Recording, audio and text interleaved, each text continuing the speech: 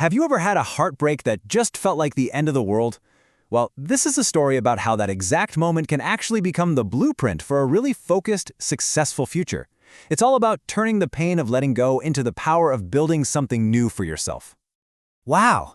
That one sentence, right, it just sets the whole stage. It perfectly captures that all-consuming feeling of a first deep connection. You know, the kind that feels like the absolute center of your universe. And it's from that very center that our story begins to pivot.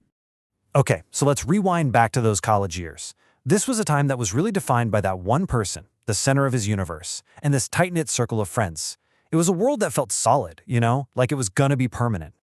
Now, what's really interesting here is the main relationship itself. It's described as an MU, or mutual understanding. Think about that for a second. It's that complicated kind of gray area between friendship and a full-on committed relationship. So she wasn't just a crush, she was his best friend and his neighbor, completely woven into the daily fabric of his life. So his world was basically built on two social pillars. First, you've got the MU girl, a constant presence, day in and day out.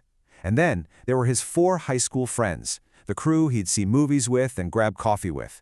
He felt like he belonged. He was part of what they called the cool section. It was a complete social ecosystem.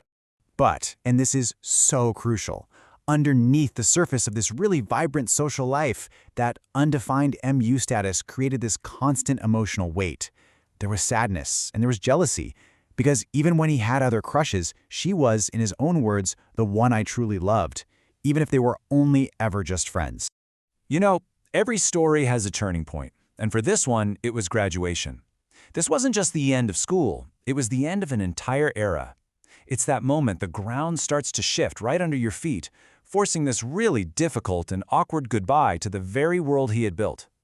So on the day itself, there were definitely moments of pride. He even got a loyalty award, which is pretty ironic when you think about the social world that was just about to fall apart. He took photos with everyone, including her, but a new awkwardness had already crept in. You could just feel the connection was already fraying. After graduation, the friendship didn't end with some big dramatic bang. It was more of a slow fade. She started to drift away from the group, and while it was really painful, this whole experience became this huge, formative lesson. He found peace of mind and learned about love, friendship, and that really difficult but necessary art of letting go. And this is it. This is the story's major pivot. And here's a really powerful idea. When an external source of validation just disappears, redirecting that energy inward, towards your own growth, can be the most powerful move you ever make. He found a brand new rhythm, not in social circles, but in his career. Just look at this comparison. It really says it all. That big, sprawling college crew was replaced by a much smaller, more intentional circle.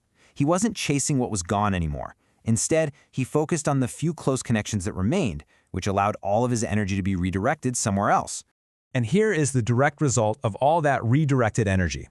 Look at this career progression. It's such a clear, steady, impressive climb. From the operations team back in 2011, all the way to an engineer of Linux and cloud today. His professional life became his new reliable rhythm, a beat that he controlled. So let's see how all of this builds to the present day. That clarity he gained from a really painful past has created this remarkably clear and solid blueprint for his future. He's no longer just reacting to life, he's actively designing his next chapter. And this isn't just some vague dream. These are the 3 concrete pillars of his future: investing in a home, securing his life with insurance, and leveling up professionally to become an AI engineer. This is a real, tangible plan, built on a foundation of self-reliance. But the crucial part is how he plans to actually get there. It's through proactive, constant learning. He's not just waiting around for the next opportunity to fall into his lap. He's preparing for it, studying AI right now to architect his own growth.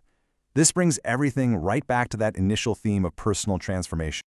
So, all of this leaves us with a really powerful question to think about. This whole story is about turning a painful ending into a powerful beginning.